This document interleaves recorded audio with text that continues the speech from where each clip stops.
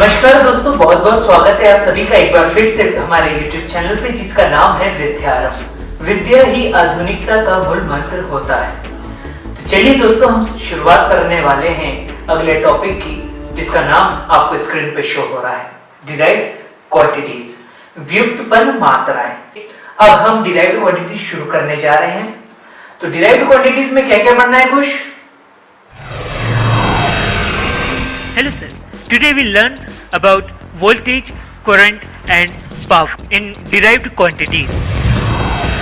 आइए चलते हैं हमारी क्लास की तरफ। कुश, are you ready to explain it? Yes sir, I am ready to explain these all topics. Okay, let's start it. Let's start. चलिए current की तरफ।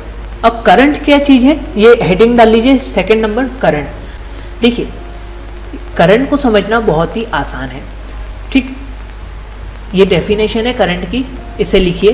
Current is defined as the rate of flow of electrons in an conductive और semi conductive material is called current. It is measured by number of electron that flow past a point in a time, ठीक।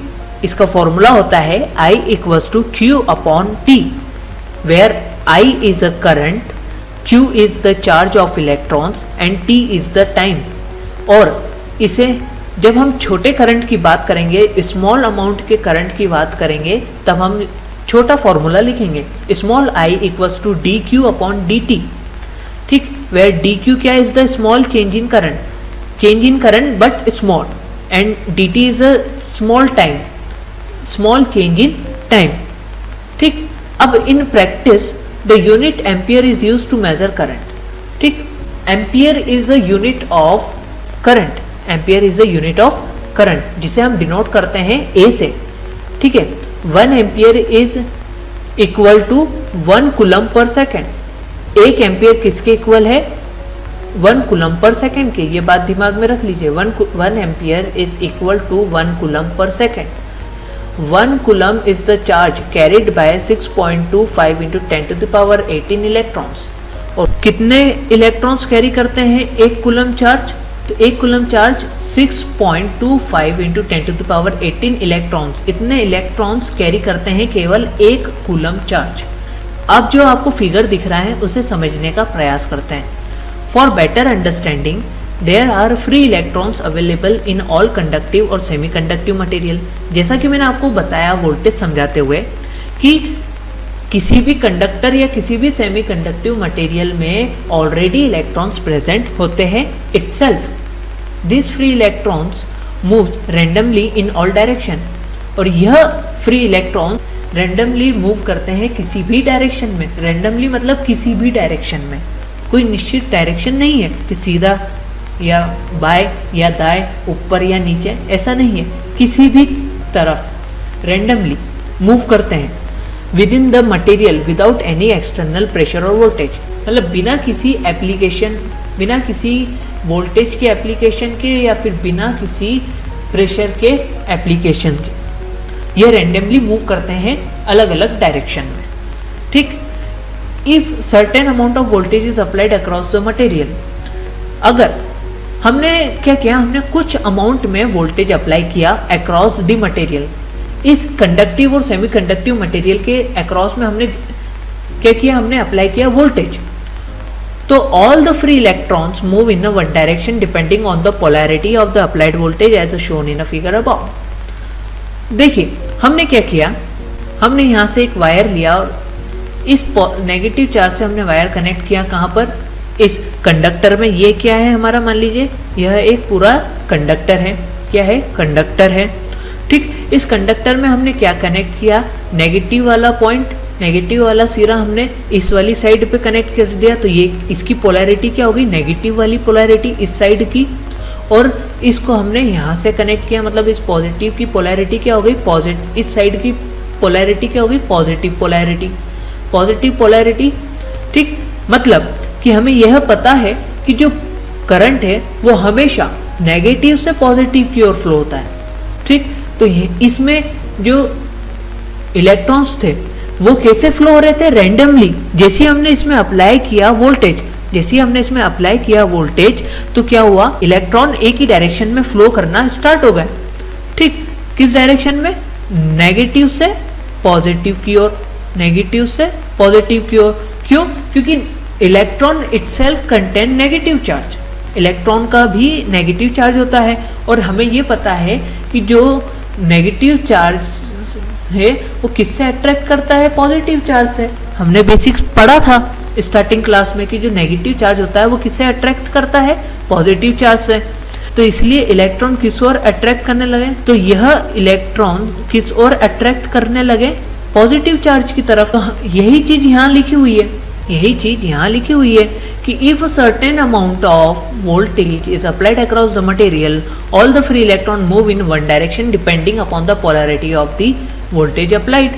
This movement of electron from one end to another end material is constitute of electric current. उसमें क्या होता है, electric current होता है। मतलब अगर मान लीजिए कि इलेक्ट्रॉन फ्लो हो गए और फ्लो होना चालू कर गए, जैसे हमने कोई वोल्टेज अप्लाई किया, जैसे हमने यहाँ पे वोल्टेज अप्लाई किया था, जैसे हमने यहाँ पे वोल्टेज अप्लाई किया था, तो क्या हुआ, उसमें इलेक्ट्रॉन फ्लो करना स्टार्ट हो गए। तो इलेक्ट्रॉन फ्लो करना स्टार्ट हो गए, इसका मतलब क्या हुआ कि उसमें करंट फ्लो होना स्टार्ट हुआ, उसमें करंट फ्लो होना स्टार्ट हो गया। लेकिन हमेशा ध्यान रखिए जो कि डिनोटेड होता है आइदर बाय आई, जो कि डिनोटेड होता है आई से या स्मॉल आई से। ठीक, the conventional direction of current flows in opposite direction to the flow of negative charge, that is the electron. मतलब जो करंट है, कन्वेंशनल डायरेक्शन जो होती है करंट की, मतलब जो करंट है यहाँ पे, इलेक्ट्रॉन क्या है, इलेक्ट्रॉन इलेक्ट्रॉन है, वह करंट नहीं है। ध्यान रखना, इलेक्ट्रॉन इलेक्ट्रॉन ही रहेगा, वो करंट नहीं होता। करंट इलेक्ट्रॉन के अपोजिट डायरेक्शन में फ्लो करता है। मतलब क्या हुआ कि जो इलेक्ट्रॉन थे वो फ्लो करना किस डायरेक्शन में स्टार्ट किए थे, इस डायरेक्शन में, मतलब नेगेटिव से पॉजिटिव की ओर।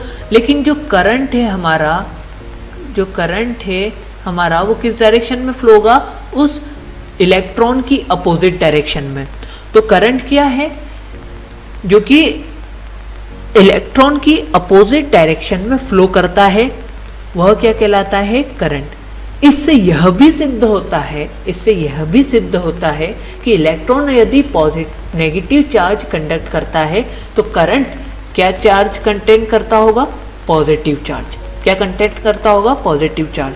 तो बहुत ही बेसिक है दोस्तों, यह चीज दिमाग में बिठा लीजिए कि करंट कंडक्ट करता है पॉजिटिव, इलेक्ट्रॉन कंडक्ट करता है नेगेटिव।